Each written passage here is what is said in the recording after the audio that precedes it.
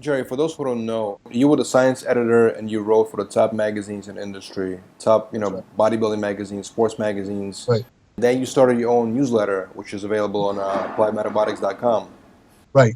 How is that? How is your newsletter different from the articles from the other news organizations that you work for? How is it different, and what do you bring to the reader that they can't find anywhere else? You're absolutely correct. I wrote for, I don't know, 25 magazines over the years, including international magazines. I can tell you that the magazines, by necessity, are censored to a certain degree.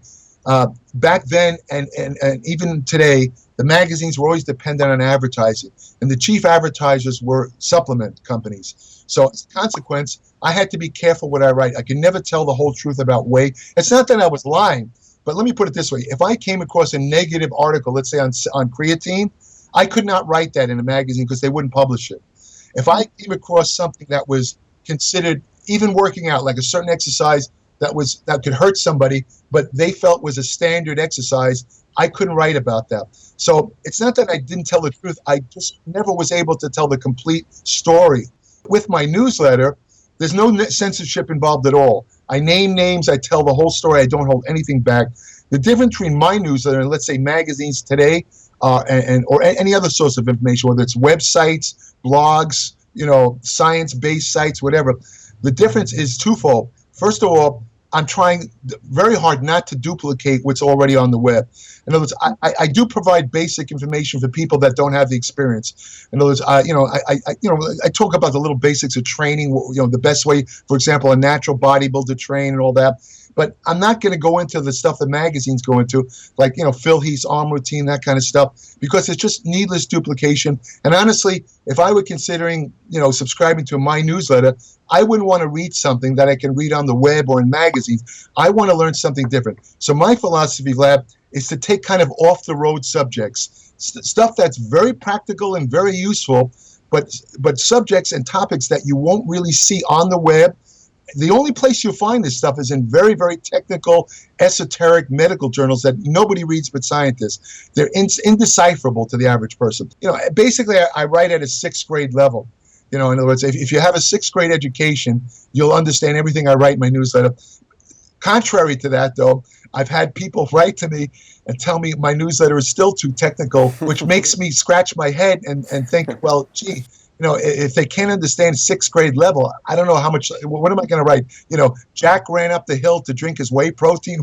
I mean, I can't get more simple than I am, You're very open with your approach, in your show, in your videos, you're very open and you basically speak your mind on everything very, very honestly.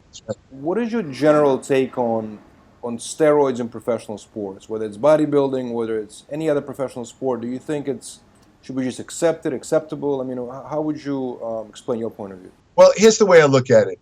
The truth of the matter is, in pharmacology, there's an adage that says only the dose determines the poison. In other words, any drug can produce side effects, right? And the truth is, it's been a cat and mouse game with drug use and the drug testing. This started back in 1964 at the Tokyo Olympics. It's been ongoing ever since. They have this drug WADA. It's an organization that monitors doping, as they call it in sports. Hi, I am a doping control officer, also known as a DCO. I play a major role in protecting your rights in the doping control process, which it's a cat and mouse game.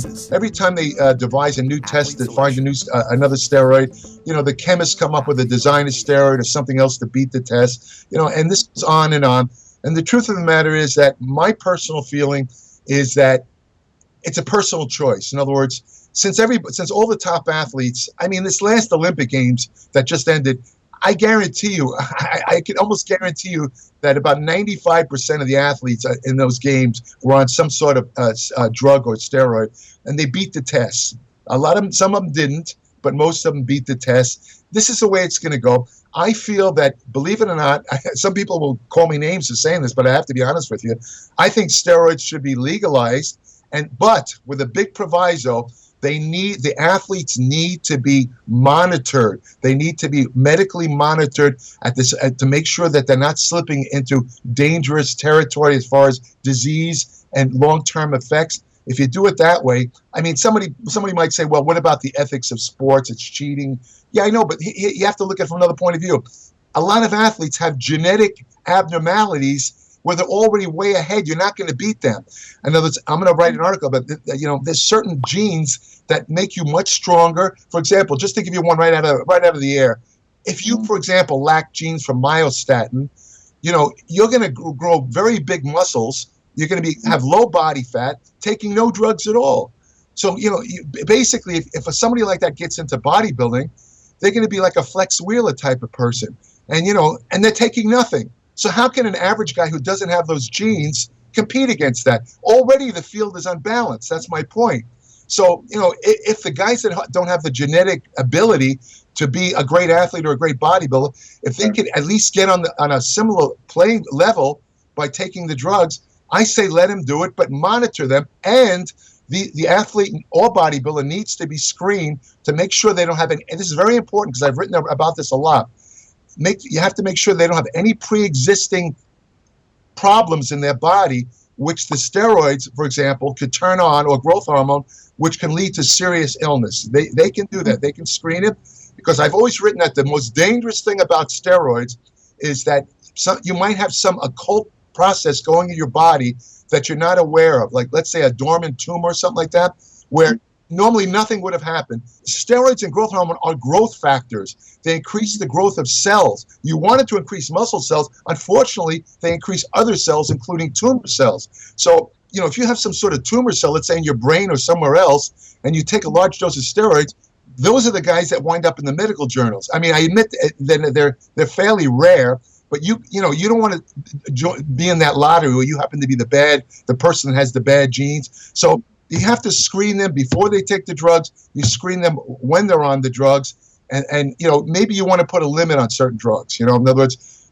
you don't want to let the bodybuilder, for example, I mean, if the bodybuilders, someone want to take 5,000 milligrams a week of testosterone, you got to say, hey, buddy, listen, you got to pull back, because that will screw you up, man. Now you're going too far. You're not going to get any more benefit by taking that much, but you are greatly increasing the chances of side effects. So to answer your question, I think it should be legalized and monitored. That's what I really believe that, because you know what, Vlad, this is going to go on forever. I mean, there's too much at stake for athletes involved. The guys that win, or the women that win, they're the ones that make the money. They're the ones that get the contract. They will do anything they can to win. And putting restrictions on drugs and drug tests, that's not going to stop it. All it's going to do is make them try and bypass, go through other channels, take drugs like designer steroids, where there's absolutely no human research, and they're putting themselves in far more danger by using those drugs than taking recognized drugs where we kind of know what can happen. See? So that's my answer to that. Back in the 70s and 80s, did the bodybuilders believe that one day they're going to be part of the Olympic Games? Well, that's correct. What happened, the person behind that, I don't know if you remember a guy named Ben Weider. Ben Weider was Joe Weider's younger brother, and they had a kind of agreement. Joe ran the magazines, and Ben ran what they call the IFBB, which is covers the contest. He was the president. He traveled the country, and Ben went all over the world trying to convince various sports federations to support bodybuilding so it can get in the Olympics. He came very close to having it as a exhibition sport, and they had a vote. And unfortunately, because of the stigma associated with drugs and bodybuilding, he was voted down. And unfortunately, he died, and he never fulfilled his dream of getting bodybuilding in the Olympics. Now, my feeling about that, somebody might say, well, wait a minute, hold on. Wait a minute, bodybuilding is not really a sport. It's more like it's an aesthetic display. But my answer to that is, look at some of the things they are allowing into the Olympics. Hula hoops. I mean, some of these things are synchronized swimming. I mean, there's a certain amount of skill involved, but I don't see, they're kind of more artistic than actual skilled sports like track and field. I mean, I see bodybuilding right in that area. And let's face it, bodybuilding is the ultimate display of musculature. And musculature is the very core of athletics. So, I mean, the ancient Greeks, the people that actually started the Olympics, if you look at the statues, they all look like bodybuilders. The Spartans, Hercules, they look like bodybuilders. So bodybuilding to me is a natural as an Olympic event. I mean, again, though, the problem is the stigma of drugs associated with bodybuilding. That's what holds it back. Do you think as what they call natural bodybuilding should be allowed in Olympics? And do you think people would want to see natural bodybuilders competing? You know what I mean? That's another question. Well, I think that natural bodybuilding should be allowed in Olympics because it kind of defeats the criticism of drug induced muscles, because just like any other athlete in the Olympics, the natural bodybuilders who competed would have to undergo rigorous drug testing. I don't mean lie detector stuff, which is nonsense. I'm talking real, actual, standardized drug testing. And as far as the attraction, the people that are interested in the Olympics, they don't really, I don't think they'd be attracted to pro bodybuilders. And I'm not trying to put pro bodybuilders down. As a former bodybuilder, I'm absolutely amazed at some of the physiques I see today. Phil Heath, Kay Green, these guys are mind-boggling to me. I mean, I don't think I could ever look like them if I took a boatload of steroids, to be honest with you. But the point is, I think to the average viewer of sports and athletics, they can't understand those type of physiques. If you take a person on the level of a natural bodybuilder, or even what they're bringing back something called classic bodybuilding, and they're kind of hearkening back to the 70s, Frank Zane and those guys. That kind of physique, I think, would actually be attractive to the public because it's attainable. In other words, they could see how you can build that with diet and nutrition. You don't need drugs to get. These guys aren't very big. Most of them are 215 pounds maximum. I mean, I competed natural. My natural body weight, my best contest body weight was 210, to give you an idea. If I took steroids, it would have been 240. That's the difference, see? So, I think it would be acceptable if the guys, came in shape. There'd have to be standards. Like Ben Weider, the way he wanted it is the candidates for Olympic competition would have been the winners of the World Bodybuilding Championship, Amateur Bodybuilding Championship, which is drug tested. And they, the winners would have been, would have qualified if he had gotten Olympic recognition.